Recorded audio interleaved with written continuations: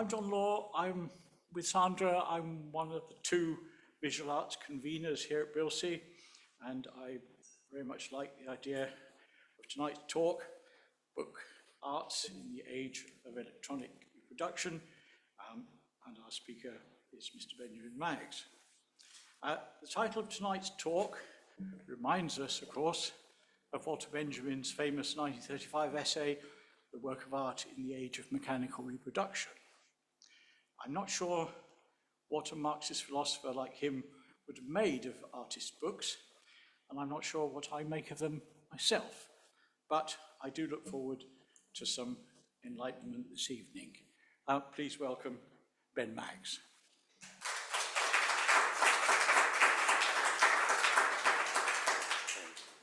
Well, good evening.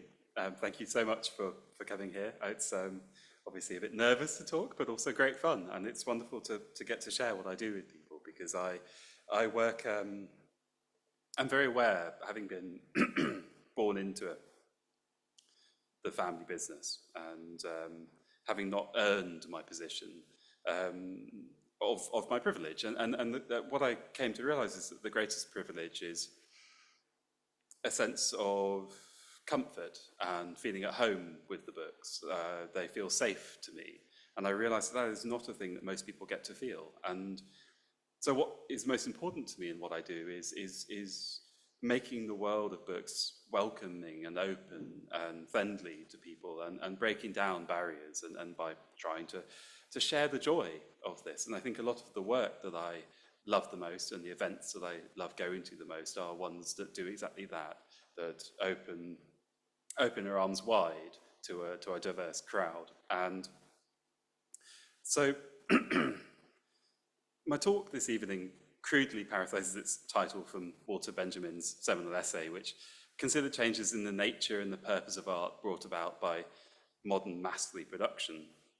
He was particularly preoccupied with the effect of photography and cinema, and the latter was a relatively new technology when he was writing in 1935, and the way in which their means of transmission and reproduction abstract the relationship between viewer and the original artifact of artistic creation. Although I'm far from being a practicing scholar, and I'm happy to admit that my appropriation of these concepts is fairly shallow, the considerations raised by Benjamin were particularly relevant to me when I decided in 2013 to join my family business selling rare and antiquarian books. Because this was a similar period of technological change and upheaval. Almost the same amount of time had passed since the invention of the desktop computer as between Benjamin and the invention of cinema. Digital technology had matured past the point of mass adoption, and suddenly it seemed as if the opening of this Pandora's box would irreversibly alter our relationship with the book. This is far from a unique example. As you can see, I've chosen for my cover image a set of punch cards used for operating and instructing the Jacquard loom. This was patented by Joseph-Marie Jacquard in 1804, and the punch cards were used to control the warp and the weft, allowing for the creation of complex textiles from pre-programmed functions. In many ways, the Jacquard loom and its antecedents directly inspired the creation of the modern digital computer. There's a wonderful quote from Babbage when he sees a portrait of Jacquard in the National Portrait Gallery, which has the punch cards in, and he says, oh, that's a good idea, I should use those. And I found it very fascinating that what we think of as very dematerialized technology has its roots in a very material practice. We're never that far away from each other. And likewise, this was a machine that seemed fit to, as if it would replace the work of human hands, that this would supplant what came before. But here we are, more than a decade later, and the printed book seems to be in greater health than ever before, while weaving by hand is a thriving craft. But all of them are inspired by heritage, yet also evolving in radical and exciting ways. It's this very wonderful moment of combination of the old and the new. But ultimately, why do people value printed books and manuscripts when the digital surrogates are cheaper and they're more portable? Why does a book's provenance still matter to people? Why do people value first editions? Does new media completely replace old media? These were questions that it seemed vital that I answered when I first started working as a bookseller. it seemed to me essential to understand these things, to be able to sell books, to really believe in the value beyond just having a number on a piece of paper. And so to that end, I studied for a master's degree in book history at the University of London, the Institute of English Studies, which is a wonderful, wonderful course. If anyone has any interest in book history, they also do summer school courses, which are little week-long courses. And it's a wonderful, friendly way to dive into the study of material culture.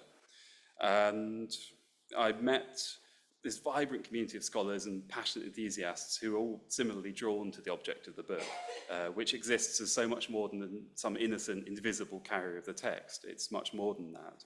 And thanks to my mum, who is at the back and has been working as an art dealer for all of my life, it was the book arts that held particular interest for me. And this is a community of creators who first and foremost seek to interrogate our assumptions about the form and the function of the book, offering beautiful thought experiments which question an object which perhaps until recently we took for granted. This evening I want to walk you through some of my experiences working with contemporary book artists, and for that I'm using quite a broad definition because I think it is a spectrum. I don't think that book arts begin with Ed Ruscha. I don't think that they begin with Sonia Delaunay. I think that you can go all the way back to medieval manuscripts, and these are all in some way book arts. And I think this helps me to better understand the place of the book as an object in the 21st century. And so a little quick tour of MAG's history. This is our first premises on this street, 44 Westbourne Terrace North in West London, which is now under the beautiful Westway flyover. But we are local to here. We come from Midsummer Norton originally, and it was the ancestor Uriah Maggs who left Midsummer Norton, seemingly running away from his father, who had been sent to prison for stealing coal. And there's a Dickensian story here of this young man trying to form a new life and become a gentleman. And on the right is the earliest piece of ephemera that we have from the firm. It was stuck to the paste down of a book, and it's advertising our services. And like many booksellers of the time, we also offered binding and printing and had a circulating library. Because this is how most people encountered books in the 1850s. Few people could afford to own them. It was a very shared passion where you would borrow these books from a library, you would read them in gatherings, you would read them over dinner, and my thinking about associations between readers sort of begins here, to think that people were gathered around these objects. They're not purely solitary, self-indulgent things. And we moved from there around London. We had a place in Paddington, and then we were on the Strand, which was astonishingly, on the Strand, we were next to a restaurant called Simpson's, which is this very famous old-fashioned roast beef restaurant. And knowing that booksellers like their lunches still to this day, I can't imagine any work got done between sort of 11 and 4 p.m. It's remarkable that the business survived. And perhaps as a result of that, we had to move to Conduit Street in Mayfair. And this is the after picture. I haven't got a copy of the before picture, but we left in about 1935 or 36. The building was falling down, and we were threatened with a big bill to knock the building down. Unfortunately, it was bombed in the war, which meant that we didn't have to pay the bill. All the guilt was absolved. But we moved from Conduit Street to Berkeley Square, to 50 Berkeley Square, which was a fine old building, but does have a certain reputation as the most haunted house in London. This reputation is great fun. It probably comes from a time when the building was being used by a gang of coin forgers, and we think they may have put this story about to scare people off, to stop them poking around. But nonetheless, you get these great popular fiction stories of the time of, so this is the famous story where apparently two sailors dared each other to spend a night in the haunted room. And the next morning, one was found impaled outside on the railings, having jumped to escape, and the other was found scared to death in the room. And it's a great sort of ghost. It's apparently this It's not sort of a figure in white or anything like that. It's some nameless horror, which to even look at is to die of fright. The alternative theory that I've heard put forward by the Fortean Times is that it's obviously not a ghost because they don't exist. It's a giant octopus that escaped and climbed up the pipes and now lives in the building. But as far as I was aware, being there for about 6 or 7 years, there are no ghosts and there are no octopuses, but yeah, I might be proved wrong. The building is still empty now, though. We left about 10 years ago, so maybe there's a reason. But we then moved on to our current home at Bedford Square. This was the building of the Bedford Women's College, which was the first higher education institution for women in the country. It couldn't give degrees because, heaven forbid, women get degrees, but it could teach them. And it's astonishing to be in a building where George Eliot taught, Dickens brought his daughters, and Uriah, when he first moved to London in 1850, worked first initially as a butler on the building on the corner of this square. And this was George Eliot, this was Dickens' time. And so it's not impossible that he passed these people on the street. And it's a nice fantasy to imagine that.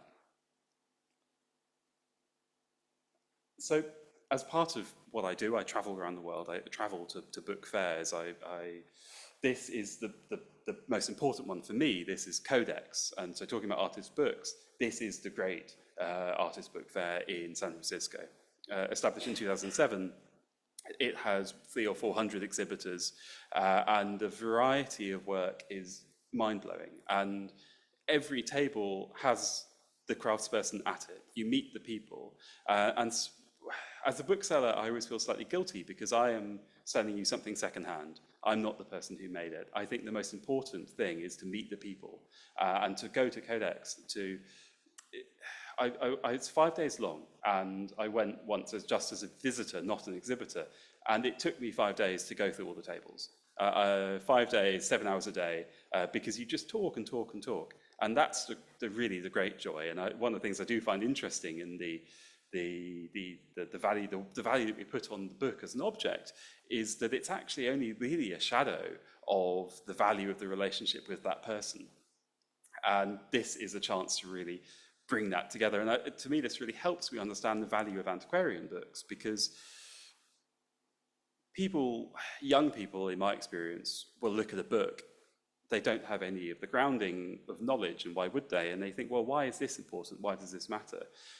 But if you take what you learn by meeting contemporary craftspeople and apply it backwards, you realize that these books are the last surviving shadows of these relationships, these networks, and it's really those things that are the most fascinating.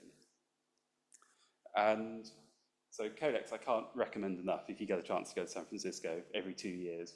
And I've got a few books there. There's a binding by Theda Thiersch, a wonderful bookbinder, and the Book of the Dead down at the bottom.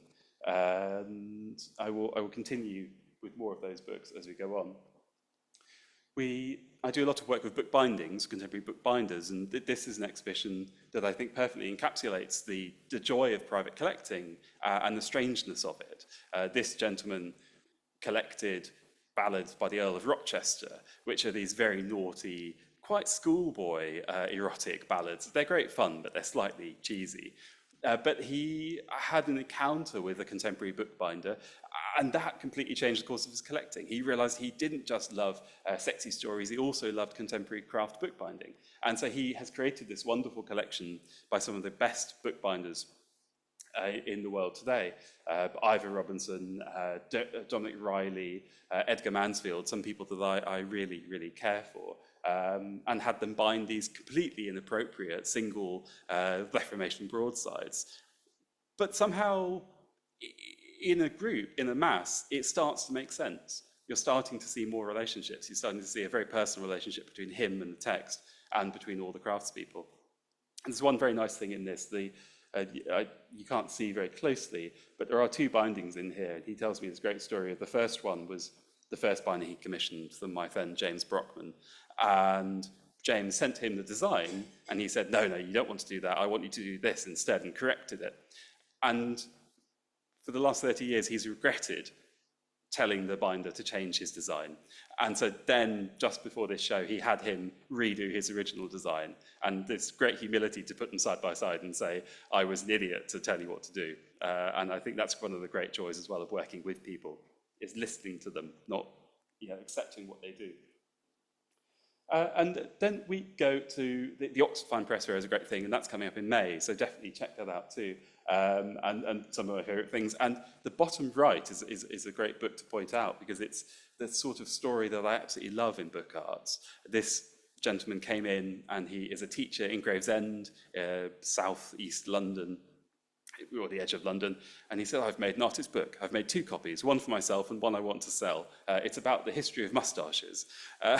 And this thing, it's art brut. It's crude, but it felt so pure to me and so passionate. The moustaches, they were more or less potato prints of different sorts of moustache.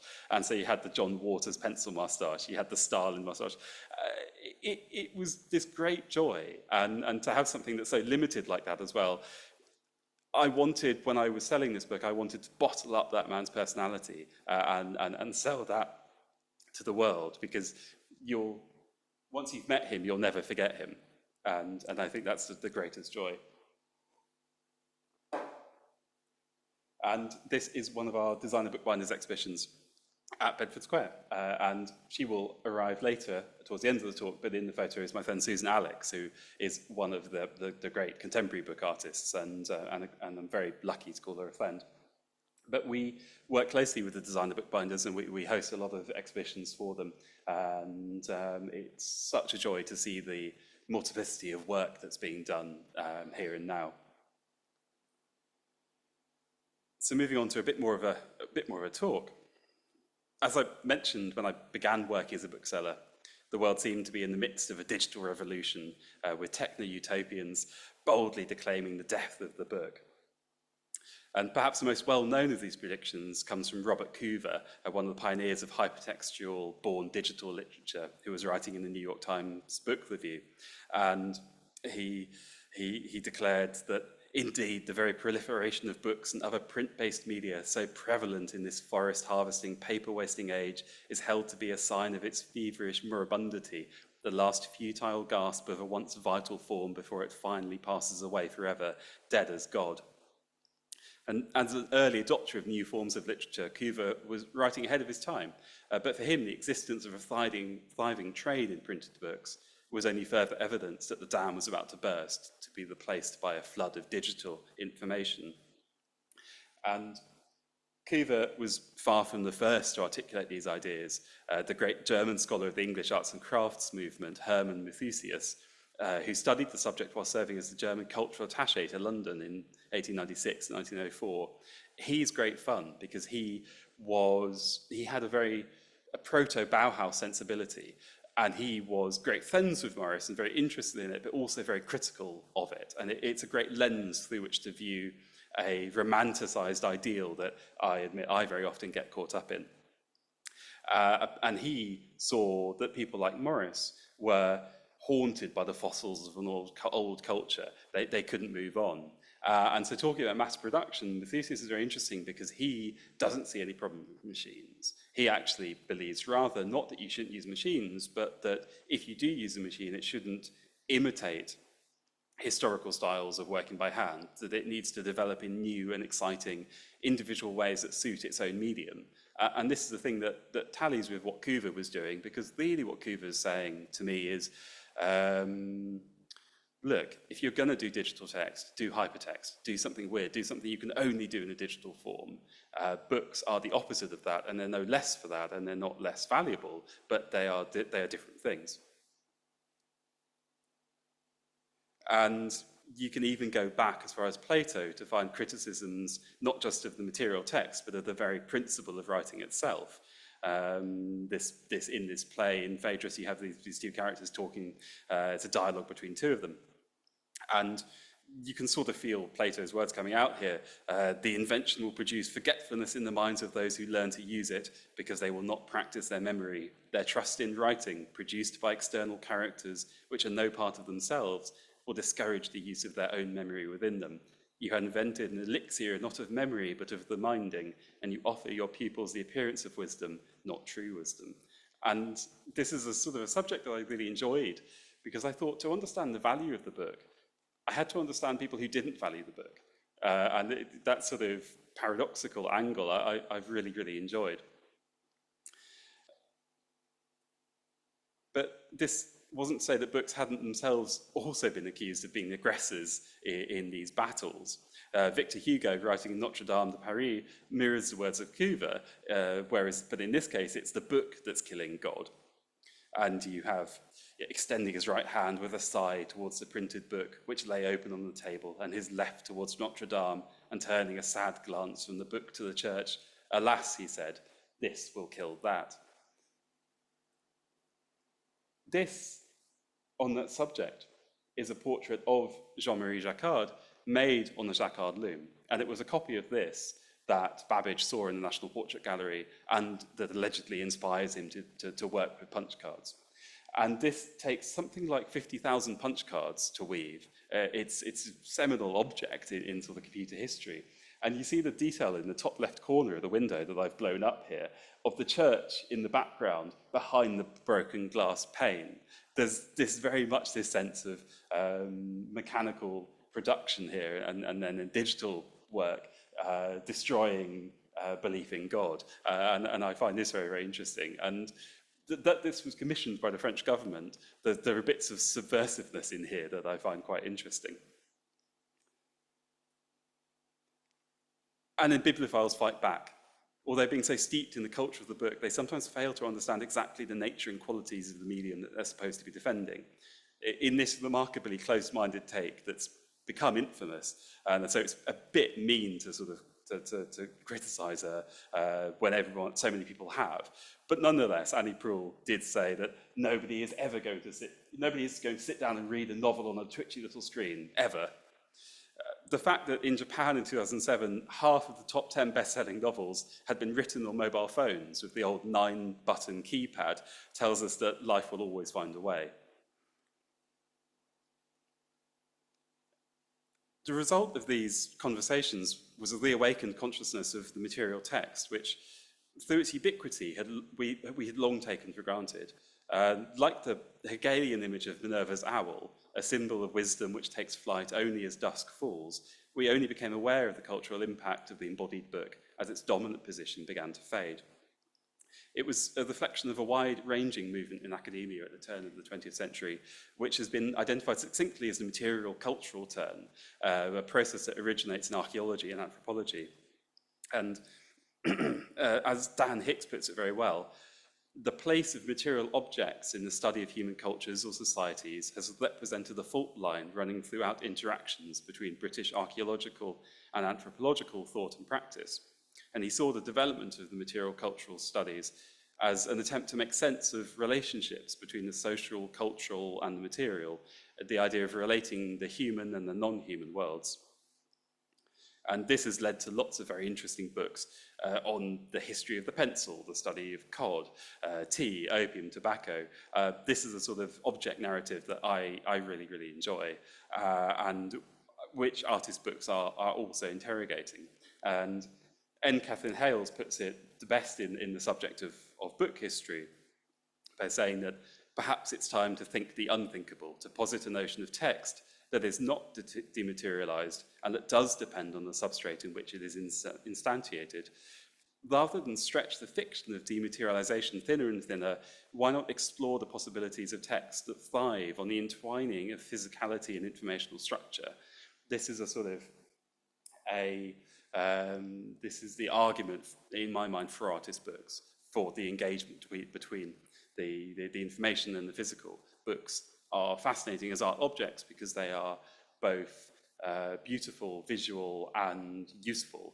This paraphrasing William Morris in that. And that's where I think the great value is. And so I'm not as interested in book arts that are just pretty, and I'm not interested in books that are purely useful. I think the combination of those two things is part of what makes the art exciting.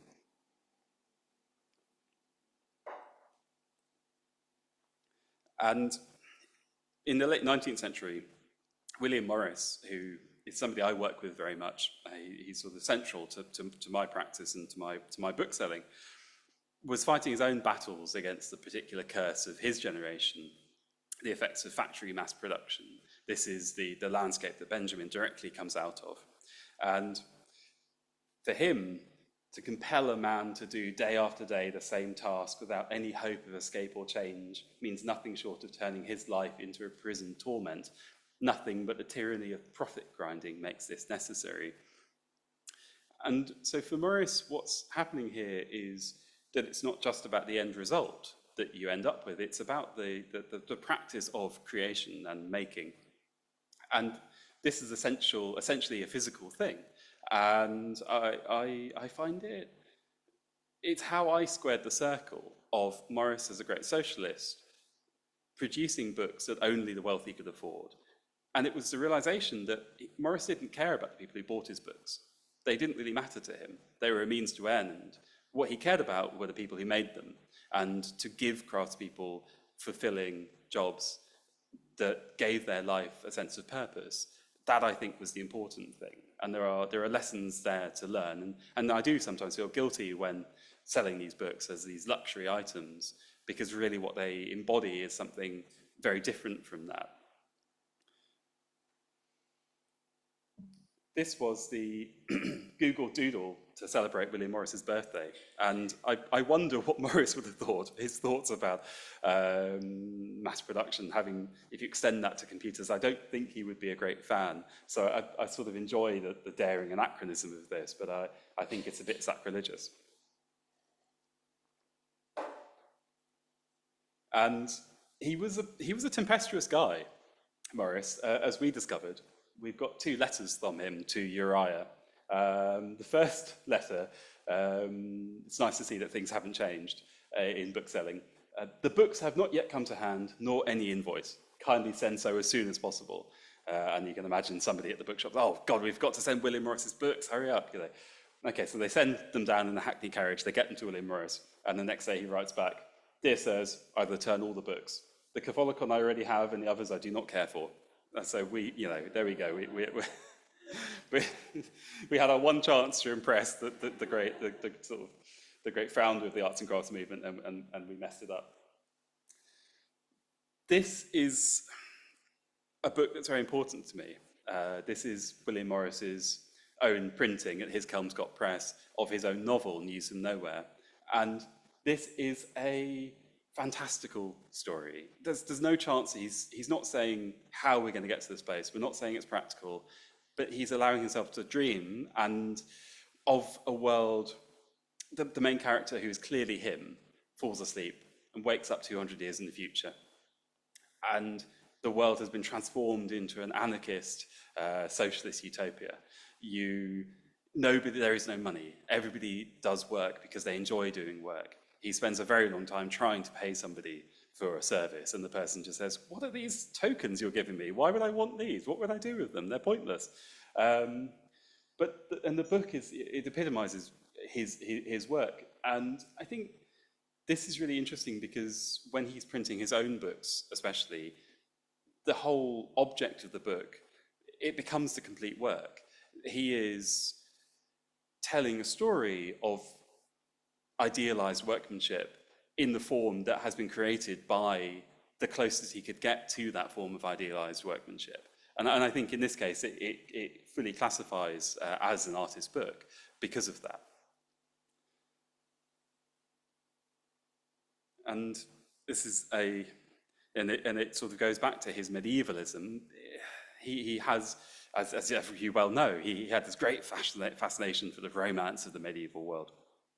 And the most telling quote from him about his vision here is, when art was abundant and healthy, all men were more or less artists. That is to say, the instinct for beauty, which is inborn in every complete man, had such force that the whole body of craftsmen habitually and without conscious effort made beautiful things, and the audience for the authors of intellectual art was nothing short of the whole people.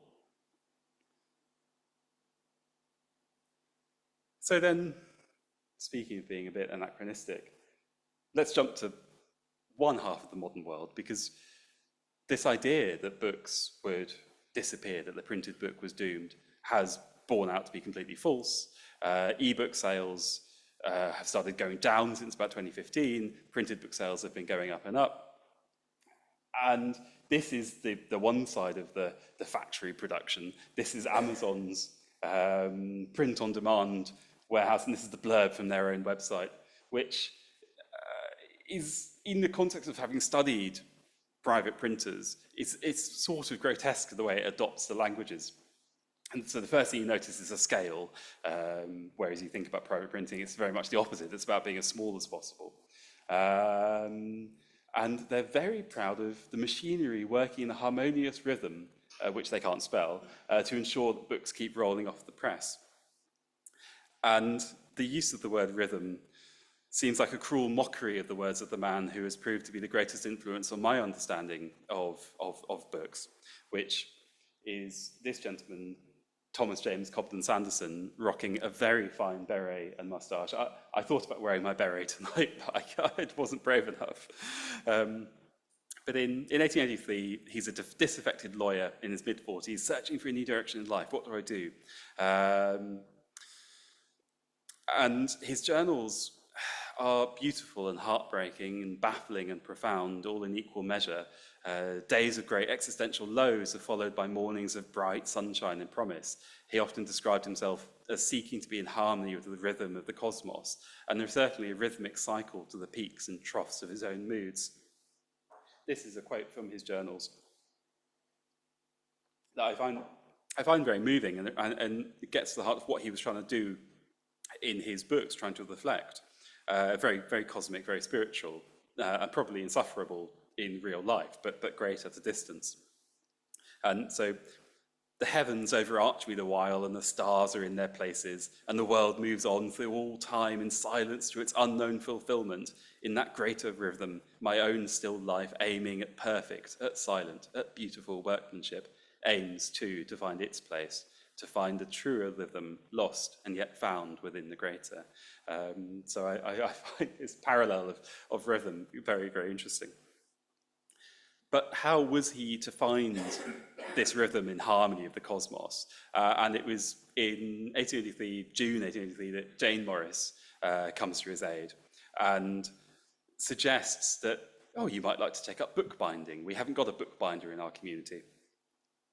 And so he does. The Oxford Dictionary of National Biography has a slightly different story, which I think puts it even more succinctly. Masterful. I can't remember the name of the writer, but it's worth looking up. It's a reference. It's the entry for his wife, Annie Cobden Sanderson, who was a great suffragette. And it says, Annie, somewhat dissatisfied with Sanderson's metaphysical search for the absolute, encouraged him to take up the craft of bookbinding. And perhaps this is how we can sell book arts as well, as a self-help for insufferable, insufferable bores. But 2 days after the fateful dinner with the Morris family, Cobden Sanderson visits the bookbinder known as Roger de Coverley at St Martin's Court. This is his studio. This is Cobden Sanderson's studio, which this quote I absolutely adore, getting to the heart of him. How I love still things. I love my room, its quiet chairs, table and books. I love the light gleaming under the door and the varnished floor from the other side, the east where the light is greatest. And I love to steep the world in the stillness of all time and space, and to feel the stillness at my own heart's core. I think this is the sort of the greatest argument for craft. This is how you would encourage somebody to study any craft, because they all allow you this sense of stillness. And this is his house in Hammersmith. This is his blue plaque next to the Dove pub. And so you get extra points for naming his press after the pub he lived next to. But so he decides to take up bookbinding, and he starts working with this guy, Roger de Coverley, who I absolutely love, partly because he was the son of a bookseller or a bookbinder. And he wanted to do anything except bookbinding. He wanted to be a singer, he wanted to be a dancer, and so he names himself Roger de Coverley. No one knows, after the great English folk song, and nobody knows what his birth name was. But I love the idea of him creating these beautiful bindings and having this great influence, and him absolutely hating it. That's sort of paradoxically quite entertaining. He's been referred to as the singing bookbinder. And he apprenticed with the bookbinding firm of Zaehnsdorf, and he once asked for a leave of absence to study the violin because he found, quote, the work of bookbinding colourless and humdrum. And so, so Morris walks into his, Cobden Sanson walks into his workshop, this sort of middle-class, retired barrister, and says, give us a job. And de Coverley's son recalls this encounter. One day, early in 1883, he came to the shop during tea time and said he wanted to learn bookbinding. My father tried to dissuade him from the idea at first, but finding him set on it, said that the only way to learn properly was to come into the workshop and work at the bench. His first idea had been to have some lessons, but he seemed mighty pleased at the idea of coming to the workshop, and he was very proud of his first apron. You can see that pride in Cobden Sanson's face. So eventually, this is where this is the Wyndham's Theatre, just by Cecil Court, and it's all knocked down now, but de Coverley's workshop was in there, and this was the heart of the book trade in London, and still is up to a point, although it's a shadow, really, of its former self. But then Cobden Sanson did take on his own workshop, and I think that this is a literary scoop, because nobody else has picked up on where the building was. This was the building that Cobden Sanson had his first workshop in. Sadly, it doesn't look very romantic now. It's a bit miserable, but it's nice to see it. And he has this is his comments in his journal when he takes on this workshop. I'm now the proprietor of a workshop. On Saturday, I signed an agreement by virtue of which I became on Tuesday the last tenant, the 3 rooms of the 2nd floor of 30 Maiden Lane. Now the rooms are mine, delightfully bright, clean and quiet. I'm going to have them whitewashed. It's a man of detail. And very quickly to jump onto this, as we dare I call it, psycho-bibliogeography, but this is his student Douglas Cockerell, who went on to create some fabulous bookbindings in his time. This is a Kelmscott Love Is Enough. His studio was on Denmark Street, and in exactly the same rooms that this book was bound, the Sex Pistols wrote God Save the Queen. And then, jumping forward now, I discover it's become a boutique hotel, which markets anarchy. And these are the original drawings by the Sex Pistols, and they lived there. But there's nothing sort of worse and less punk than this. And my favourite detail is they've censored the swear words on the fabric. So in the background, you have these absolutely grotesque depictions of sex and all sorts, but you can't swear. And I can't imagine anything worse than this. This hasn't come through on my translation to PowerPoint, but I'll read it. And this is Cobden Sanson. This is a binding by Cobden Sanson, and this is him writing about it. As I sit and sow, thoughts and visions of past and future and of the present flit through my mind, and I ponder on them in stillness. It is thus that I like to live, pondering God's great universe and finding the while work for my hands to do. One more sort of argument for the joy of binding. And so what does relating my encounter with Cobden Sanson add to the value of the book object? What about the relationships between Cobden Sanson and the Morris family, between his business partner Emery Walker, or indeed with the Thames itself? And so to walk through a few of his bindings, perhaps I should show these as well. This is his binding on Karl Marx's Capital, owned by William Morris. This is the binding almost, where it all begins. And there's a Endymion on the left, and Sigurd the Volsung, another Kelmscott book. And this is one that I hope to buy at an auction, a Florida estate sale, because the only photo they'd put on the auction was on the left, which is the original box. And they didn't open the box, but when you opened the box, you found this. And I thought I was the only one who'd seen it. But it turns out there was one other person in the world who'd seen it, and he's my best customer. You can't beat your customers. This is the great book printed by Cobden Sanson, because he goes on to found his own printing press, designs his own type, or has his own type designed. But this is his Bible, and it's one of the great books, and it has this initial eye that goes all the way down on the left-hand side. And it's for him, what he's trying to do is to reflect the order in the cosmos in the form of the book. And it's a very spiritual thing in this way as well, but a very personal thing. And I find it incredibly moving, not just because it's beautiful, but because of his relationship with it and his philosophy for creating books. This is his part of his credo. He likes writing in full capital letters, like a sort of like a teenager on the internet. I believe in infinite space and in eternal time. So he's writing out his cosmology here, and here he's writing about how that cosmology translates into creating the book. And the wholeness, symmetry, harmony, beauty of that stressful strain of the book beautiful would then be one in principle with the wholeness, symmetry, harmony, and beauty of that stressful strain of that whole of life which is constituted of ourselves and the world, that complex and marvellous whole which amid this strife of competitive forces supremely holds its own, and in the language of life light writes upon the illumined pages of the days, the volumes of the centuries and through the infinitudes of time and space, moves rhythmically onward to the full development of its astonishing story, the true archetype of all books, beautiful and sublime. He doesn't like full stops either. But you can see the purity of his passion. And he is creating these books not as luxury things. He doesn't really care about that. This is a driving, overwhelming passion, desire, need to get something across in this intensely personal way. And the designing of the typeface is part of that. It's a magic. He believes in the magic of the letters, that they are somehow embodying this. And this I think I'll skip over, but to get on to the typeface. So he develops this typeface.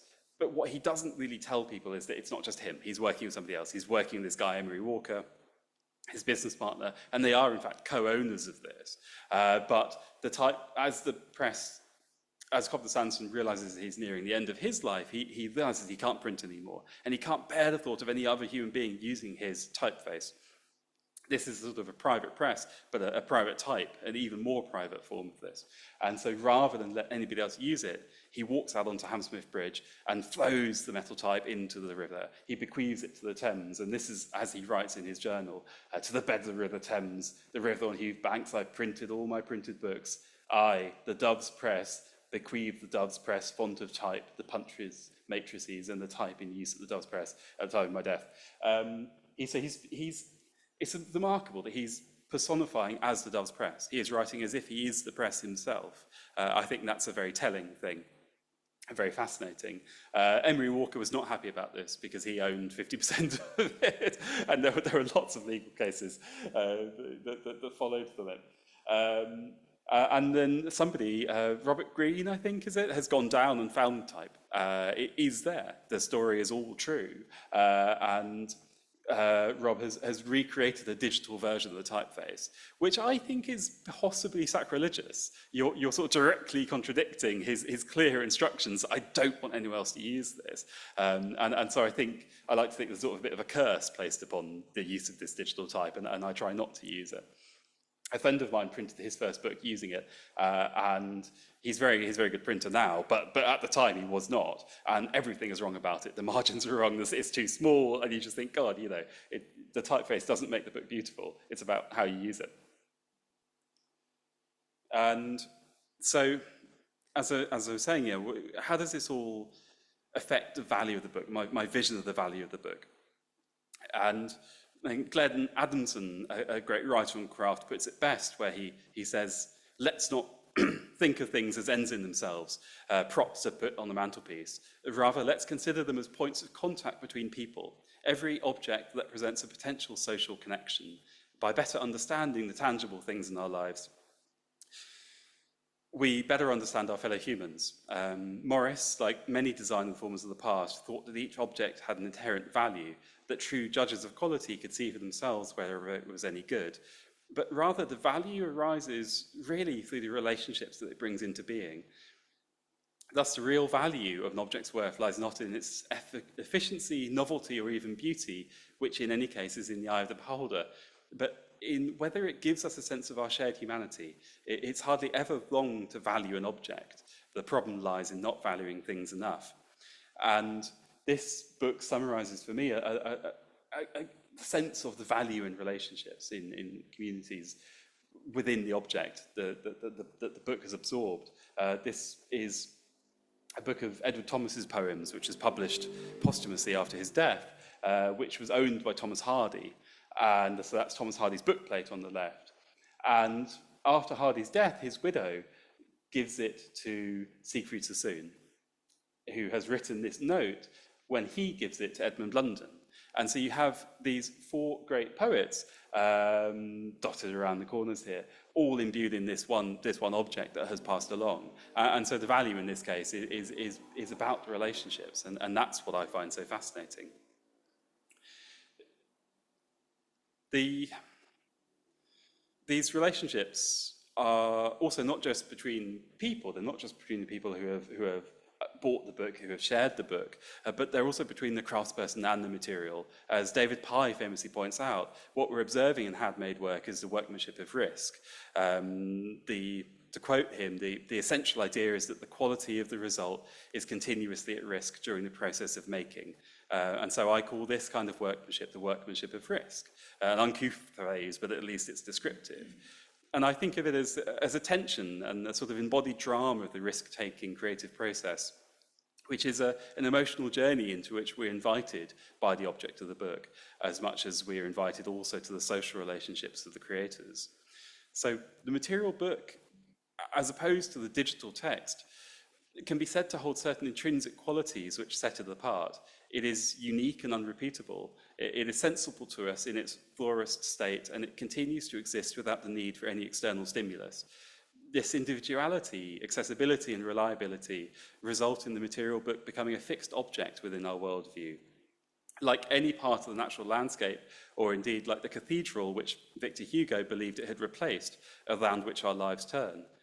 The inevitable repercussion of this is that the object becomes porous, because it represents a fixity which contrasts with the fluidity and the impermanence of our mental processes. The material object becomes a lodestone for anchoring our thoughts, impressions, feelings, and desires. The object of the book ceases to be a transparent carrier for the author's pure imagination, if indeed it ever was, and it becomes instead what we as readers and owners make it. In contrast, the digital text can never attract such associations because we can never interact with it materially, with the materiality of the text itself. We cannot, in fact, ever truly consider that we own or possess it at all. This ability of the material object to accumulate associations is in a sense what Walter Benjamin identified as its aura, the unique existence of the work of art, which was determined by the history to which it was subject throughout the time of its existence, the evidence of which can be revealed only by chemical or physical analyses. Changes of ownership are subject to a tradition which must be traced from the situation of the original. That's quoting Benjamin. His key argument is that these associations and emergent qualities of the original object cannot be reproduced through mechanical means in a copy of the original. The presence of the original is the prerequisite to the concept of authenticity. This is what he is really concerned with. The act of reproducing an object like this strips it of its authenticity. And bearing in mind this theory of the effect of reproduction on the authenticity of the object, it becomes clear that the digital text, when it's reproduced every time the reader views it, cannot in this sense ever be authentic in that way. It can never contain the essence of all that is transmissible from the beginning, ranging from its substantive duration to its testimony to the history which it experienced. The aura is a concept which is as much metaphysical as it is physical, as much chemical as traditional. It's a quality that fundamentally separates the authentic material object from the digital text on a sort of an ontological level, and it's a separation that no amount of technological development can remedy.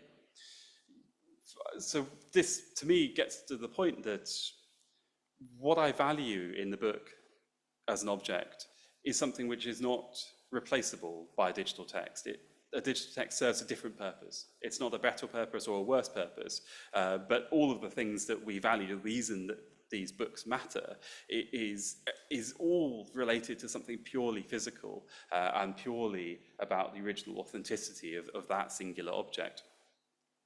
And so that's the sort of the theory, the philosophy, and a quick walk through some books that I've handled that I love. This is sort of Claude Lenossier, great Art Deco book. Text is The Centaur, and this is about 1920, and I just think it's one of the most stylish books I've ever seen. The French just do it a little bit better in most things.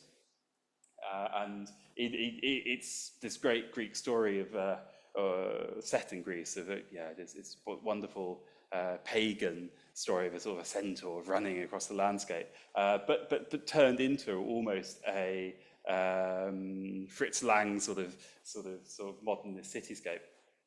And I talked a lot about William Morris. This is my favourite William Morris book, perhaps, The Roots of the Mountains. He makes this just before he sets up his own printing press. In this book, he takes commercial printing as far as it can go, and he has it bound in William Morris fabric. And it's the only book that he combines his fabric with his printing. And it's a text written by him as well. And I just think it's bloody cool. And every copy is unique, because it comes off a big roll of fabric, and so everyone has a different pattern on it. And so if there's one book where I'd like to collect all 250 copies, it's this one.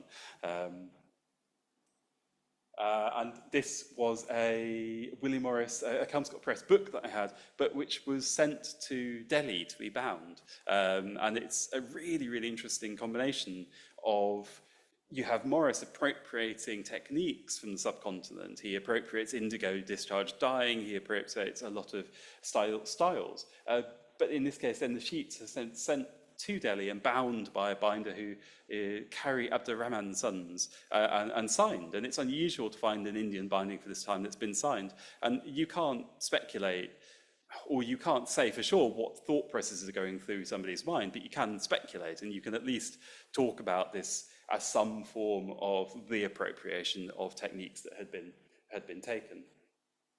And a couple more Kelmscott books, the Keats, and with their classic illustrations. This, jumping forwards to the 1930s, this is my other favourite book in the world. This is the sort of thing I do. I talk about my favourite book. Everything I'll say, this is my favourite, this is my favourite. But this is an illustrator called Mary Groom, who's not nearly as well known, but she is fantastic. And this is her doing Milton's Paradise Lost. And the initial O in the bottom there that has the apple in the O is such a cool little design element, and the way that she integrates word and image is almost unparalleled. And this comes out a couple of years before the Four Gospels, which is this big famous book by Eric Gill. She was a much nicer person than Eric Gill, and I think her books are a bit better. And they're also very rare. I've never seen a copy of this sitting on the market. Every time I see one, I buy it. And it's one of those books you don't have to ask what the price is. And those are the ones I really love, where you feel a passion for it. And it's no longer just about money. It's like, no, I love this book, and therefore I can sell it. The other favourite book, Count Harry Kessler and the Cranach Press. This is cool because this is, okay, it's a fine press book, but it's very much an artist book as well. He views a performance of Hamlet by the Moscow Arts Theatre in 1910, 1911, and they stage there this astonishingly modernist performance using very minimal scenery. They only have some screens that they're shining coloured lights onto, and they have these wooden figure cutouts to stand in for all of the characters, and then there's very few characters actually on the stage. It's very minimalist, it's very, very beautiful. And he sees these wooden figures on the stage and says, well, hang on, those are like printing blocks. I could make a book using those. So he gets to the guy that made those, Edward Gordon Craig, and they come up with this astonishing thing where the blocks, these modular blocks, are reproducing the sort of modular screens and slotting these blocks together in the press. It's an incredibly labour-intensive process. But I think it does a better job of capturing the spirit of a stage performance than any other book I've ever seen. There's a sense of motion, fluidity in it. And this is often how I feel after a sort of day at work, and how I'll probably feel this evening as well. But it's a masterful book. And he also prints this, which is an edition of Virgil, illustrated by the French sculptor Mayol, who brings this wonderful mixture of art, sort of 1930s Art Nouveau kind of thing, to 15th, 16th century Italian books. I really enjoy this sort of the contrast. It's like you've jumped in time between two completely different places. And then this is him doing a translation of Rilke for the Hogarth Press. And this is just, it's so pure and simple. Something that bibliophiles are obsessed with is these margins, or such big margins, but it is a very, very, very beautiful book. And then Robert Gibbings doing The Glory of Life. This is one of the sort of desert island books. This is his sort of pagan hymn saying, well, look, I don't believe in God anymore, but I do believe in the beauty of the world.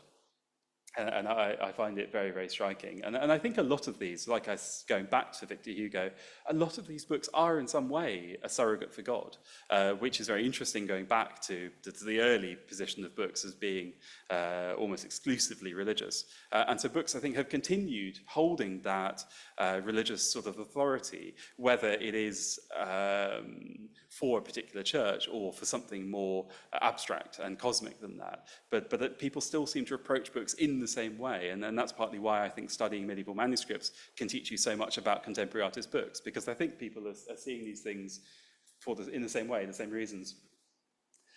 Jumping forward to the future, to the current world, Ken Campbell, making books about 1980 or so. This is the first artist book I ever bought, Night Feet on Earth. His books are so physical, they're so tangible. You smell them before you see them. He does these big sort of screen prints, and the smell of the ink is so strong. And then this is one of his others that I absolutely adore. It's very, very cool. And he's obsessed with the physicality of the book. But he also creates this that I love, because this is an anti-book. I talked earlier about being very interested in people who, not just people who love books, people who hate books. And so Ken Campbell, being obsessed with the physicality of the book, the heft, creates a book doing everything he hates. In his artist statement, he says, at the time, I hated photography and lithography because I thought that they were anti-object. So I decided to make a book using both. And he prints a poem in wood letter type, big type, fully authentic. It has the aura, it has everything it's supposed to have. And then he sticks it to the wall of his studio and photographs him and his assistant sticking it to the wall of the studio. He then prints those photographs on a horrible offset press, and he binds it in this horrible sort of perfect binding that's falling apart.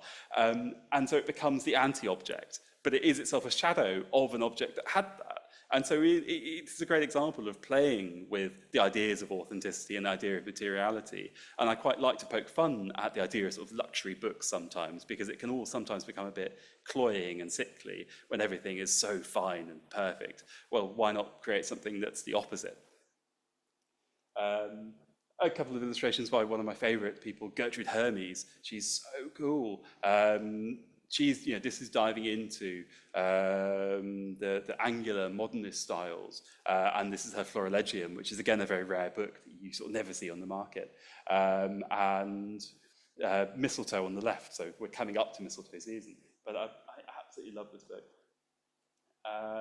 And then, so the other subject that I find very interesting, and it goes back to medieval manuscripts, is this idea of books not just carrying the associations of human relationships, but also being so fundamentally about the body. And the scholar Michael Camille writes wonderfully on medieval manuscripts, illuminating on the ideas that for the medieval mindset, there is no distinction between the body and the book. You have a world where transubstantiation is real, the blood of Christ and the body of Christ. The books are written on vellum, they're written on animal skin. All of the words for reading are the same as for eating. You digest on an idea, you ruminate on something. They're all about consumption, they're all so bodily. And so I have a great fascination of artist books which are embodied in this way. And almost nothing does it better than this book by Anton Prinner, who was Paris, 1930s, and he was born Anna Prinner in Hungary and moved to Paris and identified as Anton, and he was great friends with Picasso. And all of his books are so closely related to the body. And again, it's a difficult thing to retrospectively apply contemporary ideas of gender, but there's no doubting that he was very concerned with embodiment and I find it fascinating. And the text is the Egyptian Book of the Dead, and so it's and these are etchings, and this is madness, because one of the things that I'm fascinated by is people doing work the hard way, and in this case he has etched not just the images but all the text as well, and the book is something like 200 pages. And so to etch 200 pages of text using 200, 300 copper plates is mad. Nobody would do that. But for him, it clearly is in some way sort of an act of devotion. You're doing this for some purpose, to labour over it. And the fact that he laboured over it matters. And I think it's a great book, and one that's underrepresented. It's not as well known as it should be. And again, you have a great sense of embodiment and of all of the complexities that come with gender in one way or another. This then is by my friend Heather Peters, who's a contemporary book artist working in California. Her press name is the Society of Hermits. And whenever I exhibit with her, people always come up and ask, can I join the society? When do you meet? And she always says, well, you can join, but the whole idea is we never meet, which I quite like. But I find this book very moving and beautiful, because it is a book which rolls, it's bound in gauze and it rolls into a bandage. And she is a paper maker, and she has dyed this paper and printed a poem on it about the paper absorbing. My hands covered in blue paints that had been dry became wet with tears, and let the bruises I had internalized appear on my face. This is the literal embodiment of the book, the porous book absorbing your trauma, absorbing your soul, your spirit. And for that, I think it's a very, very beautiful thing, and speaks metaphorically to the role that books have in many people's lives. And then this is another book by her, which I adore, Hypoxia, which was published just after she'd given birth to her son. And it was when her son was born, he struggled to breathe. And that anxious, waiting for that first breath, the struggle of the baby to live, to survive, coincided with these great forest fires in California. And she has, for this work, she's printed a poem on a small, very thin book printed on Gampi, very fine paper, with charcoal inclusions from the forest fires in California. And it sits in this cradle, and the poem is about him gasping for breath. I can picture him in the dark alone, gasping, and though within moments he was pulled to safety, his precious lungs unfurling with his first breath, like unmarked pages. The idea of a pair of lungs looking like a book, it's this mirroring of it. But the most beautiful thing is at the front there, go back to this one, you can see better, is a pair of bellows. And when you pump those bellows, the book very faintly lifts up. The air blows from underneath and the book breathes. And this is, so self-referential as an object, because the paper is made of a tree. It is about the damage we are doing to the environment. It is about the fact that we live symbiotically with the natural world, and one can't exist without the other. And it is also about the way that books live in a very real way. And then my friend Jimena Perez Grobe, this is a great thing. This is a sort of a facsimile she made, but the original was a unique artist's object, where she takes Finnegan's Wake, she cuts it up into slices, and then over a period of 2 years, she knits it together. And it becomes a performance art piece as well, where she films herself knitting it, and it becomes this sort of this great project. And it's especially fun. So partly it makes about as much sense as Finnegan's Wake does in its normal format, which is great fun. But also it's beautiful because she is taking a traditionally feminine craft and applying it to the work of a man who hated smart women. James Joyce hated Gertrude Stein. He couldn't stand intelligent women. And so this is a sort of a reckoning with Joyce, but one that still recognizes the value of the text and the work. And then this is Claire Illouz, who is one of the best contemporary printmakers. She's working in France. I can't remember quite where, but this was the first book I bought at Codex, and it struck me so much because it's etched. I love etching. I love colour etchings. So this is a 4 or 5 colour etching, which is a very laborious process. But the image you can probably only just about make out, but it is of a shopping bag flying through the air through a sort of a car park. And I find that sense of the beauty in the most mundane, quotidian thing very moving.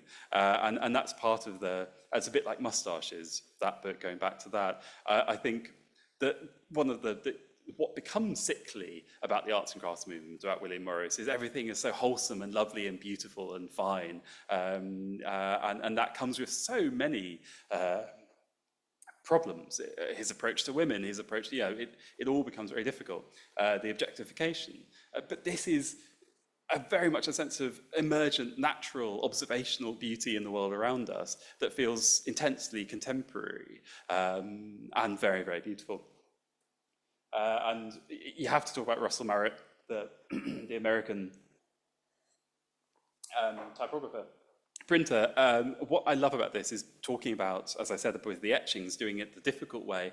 This is a book about ornament that's entirely printed from metal type. And so every colour is a different run through the press. And to get everything aligned like that, arranged, is nightmarish. I can't imagine how you would do it. And so if you think about this being printed on a computer printer, it's not interesting, it's not exciting. It's just pretty, but it's pointless. Why this book is interesting, is beautiful, is the labour that's gone into creating it. And that is a sort of a shadow, invisible labour. And I find that so interesting about book arts. It's about what you don't see. And jumping lastly to a few book bindings, my cousin Brian was a great bookbinder, and this is a binding by his teacher, Bill Matthews. He taught around here, and I've met many people who were taught by him, and he's sent these sort of echoes through the universe. And I adore his gold tooling. He made his tools by hand. Most toolers, most bookbinders have professionally made tools, but Bill cut his own, and they have this ability to shimmer in the light like nobody else I've ever seen. And gold tooling is one of these skills that you don't know good gold tooling until you've seen it in the flesh, and when you do, you realize that everything else you've seen was just okay. And Bill's work really, really does that. And this is Sandy Cockerell, son of Douglas. Similarly, his tooling was fabulous, and Joan Rix Tebbert doing the calligraphic spine labelling. And he was very proud of having a pneumatic ram that he used to do the tooling. And I've spoke to somebody who'd been to his house, and it says it took up the whole ground floor, this sort of absurd mechanical contraption to punch the tools into the surface. And it's not a thing that anyone would really recognise until he was shown it, but he took such great pride in it. And lastly, talk about my own relationship with a book artist. This is by my friend Susan Alex, who has been working in book art since 1978, a graduate of the Royal College of Art. She's one of the great heroes of British book arts. I've been very privileged to have held an exhibition of her work over the last few weeks. 100 books, astonishing. This is her binding. I mean, she doesn't call herself a binder, but she does everything herself. She creates a complete book. She writes the text, she illustrates it, she prints the text, and she binds the book. This is a one-woman operation. And this is her Daphne and Chloe. That's one of my favourite of her bindings. And this book, Acanthus, from a couple of years ago, I absolutely adore, not just because it's beautiful, but also because conceptually what she's taking is, it's an A to Z, a floral A to Z. So she's taking plants, flowers, the first letter of their name. Then for each print, each page, the typeface has to match that letter, the paper has to match that letter. And that's a kind of just a fun conceit, but what's really beautiful about it is that she is using everything she has in her house. This is her career over 50 years. This is what she found under the bed, and she'll tell you the stories. Oh, I couldn't find anything for Z, and then I was looking in the box under the bed, and I found a little bit of this Letraset that I had, that I bought in the 60s, and then I cut it up. And so you're going through this tour, a physical tour, and also a sort of historical tour of her life and her time. And I think for that reason, it's a beautiful book. And I'm very lucky to get to visit her studio. And these are the things that you don't see when you're looking at 16th century print culture, except sometimes, and there are a few 16th century books that have inky cat paw prints on them. And so this is an inky paw print waiting to be made. This is her cat, Seti, who is very proud of himself, as he should be. And I always like showing the cat hairs on the books when I show the books to customers, because this is authenticity. This is reality. And a few photos just of her studio. This is her Albion press that she bought in the 80s when she knew some booksellers, and the book trade was a bit more successful then than it is now. Lots of money going around, and they took her out for dinner after the book fair. And very patronisingly, one of them said, let's go to a casino, and handed her 50 quid and said, oh, here you go, young girl, have some fun at the casino. And she won enough money to buy an Albion press because she's really lucky at roulette. And so that is a roulette Albion press. And that's her garden. And you can see the inspiration for the floral books. And these are I forget what you call them, the spaces in type. And these are just such invaluable things to me, the sense of practice and habitation. And she is also such a good salesperson, because I have a side passion, my hobby of cycling, right? And Susan comes to me one day and says, well, Ben, I've made this poem, this book object about a John Masefield poem, which is about the cycle of life. And I've bound it inside a bicycle pedal, but I don't know anyone who wants to buy it. And I just looked at her and said, look, Susan, this is, I'm going to buy it. What are you? Yes, pretense of not knowing who's going to buy it. So that's the one piece of her work I own, and I absolutely adore it. And it's irreverent, like so much of her work. And I thought, I guess here I'm bringing it round to, okay, so what is digital? What is digital material culture? Is there such a thing? I don't know yet. People are doing things, and it is really cool. It's a thing I only observe from a distance. But this Anthony Cairns is quite cool, and he was part of an exhibition of abstract photography at the Tate, and he got about 50 old Kindle e-readers. And the thing about these is that they are actually ink. They're not screens in the normal sense. You pass an electric current through them and the ink rises to the surface, and if you just leave them powered off, the image will always be there. And so he printed, as it were, his photographs on the Kindle screens and put them on the wall. And it does raise questions of the idea of digital impermanence versus physical permanence. It's quite fun. And I suppose that I end it with a tribute to Brian Maggs, who was my cousin, who was a great bookbinder in his time and a great librarian at Wormsley. And that's a binding that he made. And we all miss him very much. And I learned so much of my taste from him, and also my sense of connection with people who make books, with artists, with binders, with printers. And you realise that when those people are gone, so much is lost, and that the books are, and can only ever be, the closest approximation to that person, but they're never quite there. And so treasure the relationships with book artists while you can, I think is my great lesson that I've learned. So thank you very much. And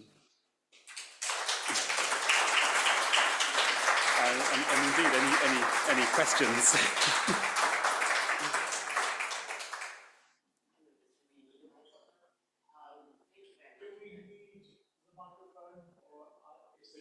It's probably okay, I think. Oh, yes. Who would like to say something first? First question.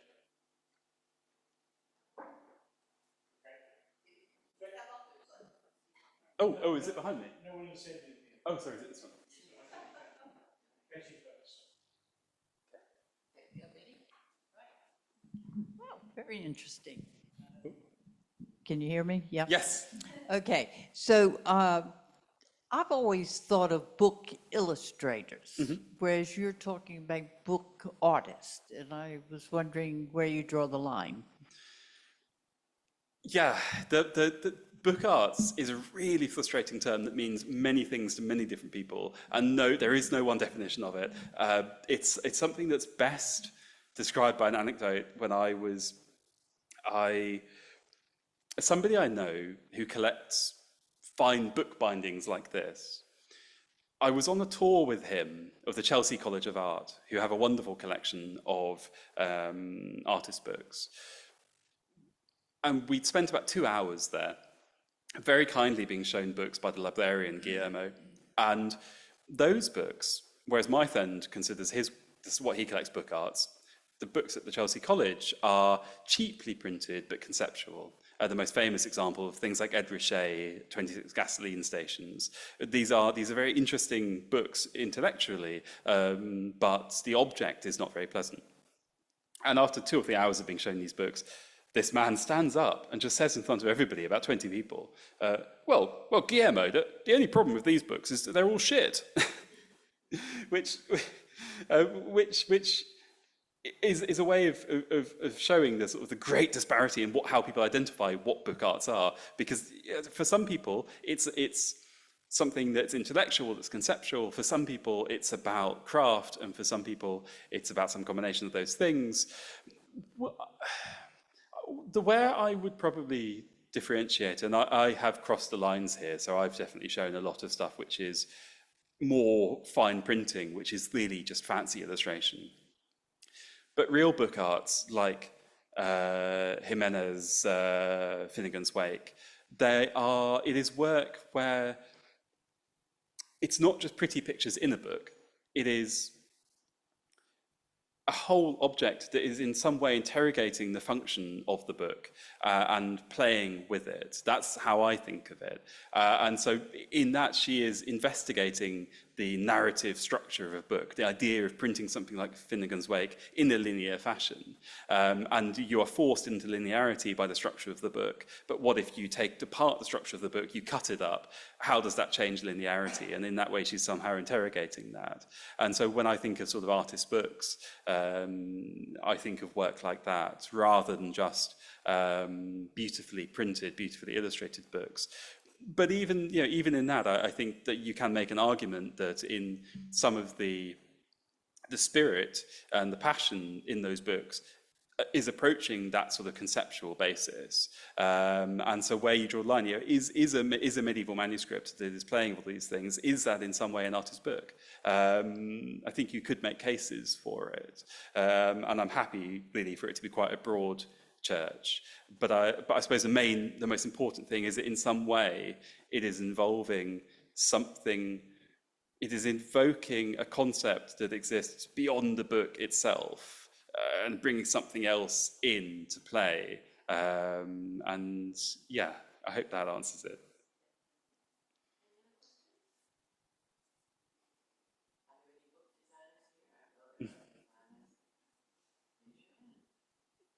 Please. Oh, at the back, Mum, I think. Or would you like to? I'm an illustrator, an artist, a maker, a craft person. Oh, do you have the microphone? My question was very similar, where I thought it was fascinating that you were able to bring the moustache book at one end of the scale, and then William Morris beautifully tooled, leather-bound miracles, really, into the scope of an artist's book. I mean, for me, I'm an artist, maker, craftsperson, illustrator. So for me, it's a kind of almost a workspace, place to create that feels unstructured or loose or not confining, in a way where you can develop ideas, as well as something that you ultimately can sort of show to reveal what you are, your process, and where your ideas have come from.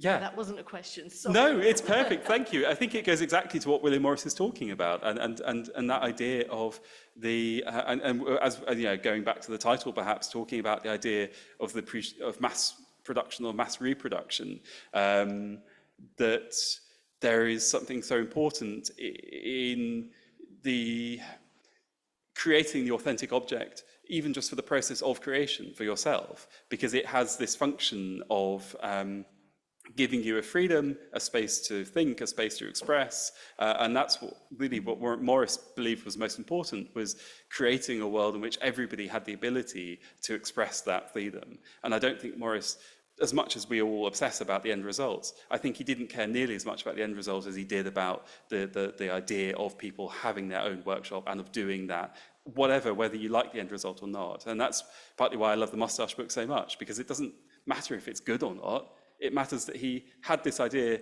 he wanted to do it, and he made it. And I think that vision is wonderful. And if they are cheaply printed because you don't know how to print, well, fine. You know, you've come up with it, you've made it, and people want to share that. We have one last question. Time is getting on. I'll be very brief. It's really a question, just a point of, I'm excited by your excitement. I'm an artist bookmaker and I'm a trained binder, craftsperson and fine artist. And there's one point that I wanted just to share, is that it's when you make a book, it's not only your own joy in making, but I'm very aware that I'm handing it from my hand to another's hand.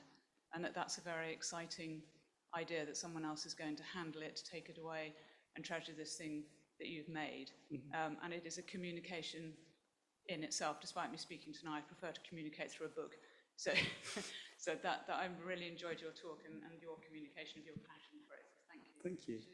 Thank you. I'm happy to, if you've got a moment, I'm happy to do a few more. Yeah. Oh, just I was interested at the start, for where you start and where you end, because of the art of the mechanical reproduction. And then moving into this new age, which we're in, where you know, the technology has changed so much, and how we engage with the material. You know, so from my perspective, I'm an artist filmmaker, and I was working with the archives in Ireland. Cool. So touching objects and, you know, filming objects that were 500, 600 years old, and then finding within that how I can bring that into, you know, today, and the concept of bringing, it's sort of, it's actually a finger drawing that I'm doing on my phone, you know, but it's based in medieval times. So anyway, there's those kinds of things that I'm thinking about now as you're talking, how we're changing through that period. So I think that's really interesting to find, you know, where you end up here with your talk. So thank you very much. Oh, thank you. And I mean, I find that fascinating, that bringing the old to the new. And I can't recommend Michael Camille's book enough, Image on the Edge. He was a Toronto scholar, passed away far too young, but he was applying his experience in the queer nightclubs of Toronto to medieval manuscripts, and making this argument for the embodied, weird, queer text that helped me understand medieval manuscripts so much more, because no longer were they just this sort of thing in the glass cabinet, slightly boring and academic. They were something that was so raw, physical, and body, the human body. And talking about hands, this is it. It's all really about the human body, and we must never forget that these things are bound in leather. They're bound in animal. They are, and clothes, the original paper, rag paper, was made from discarded clothing. And so you can't get closer to a human than skin and clothing. So it's all part of that same thing. And yeah. Yeah, I was just curious. Last one. Yeah. We've got to close the Okay. Okay. I was just curious about the peculiar obsessions of some of your collectors that you work with, because you work as a book dealer. So I'm just, what's your relationship with them? What are they looking for specifically? Are there some weird and wonderful? Oh my God. Yeah. I could do a whole talk just on this. I'll be quick. The weirdest things I've been asked, somebody asking to buy a letter by the man who invented eugenics, sent me an email saying, can you let me know if there is any of Francis Galton's genetic material on this letter, at which point I just deleted the email. I said, no, I'm not dealing with this. That is too weird. There's a man who, Finnegan's Wake, it attracts these people. A man bought the signed limited Finnegan's Wake, which is a £10,000 book. And I'd never heard of him before, and he wrote his emails in full capital letters, like Cobden Sanderson.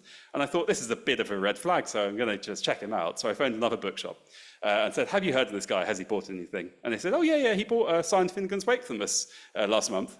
Oh, yeah, he bought another one a few months ago. But he paid, fine. And so we sold 3 to him. And I don't know why he's collecting every signed limited Finnegan's Wake, but good on him.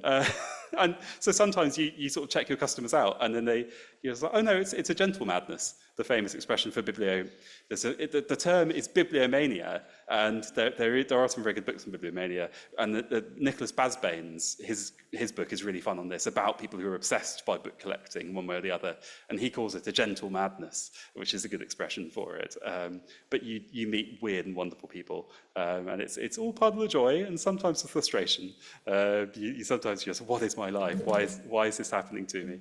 But it's great fun, and I love my customers, and just because I love sharing. That's the most important thing. I love sharing what I love, and that connection. Thank you.